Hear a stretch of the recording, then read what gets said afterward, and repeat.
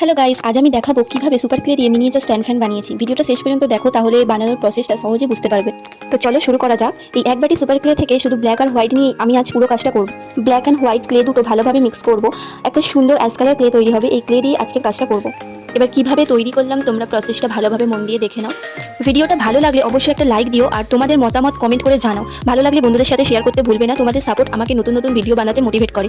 তো চলো এবার তোমরা সুন্দর করে দেখে নাও ভিডিওটা।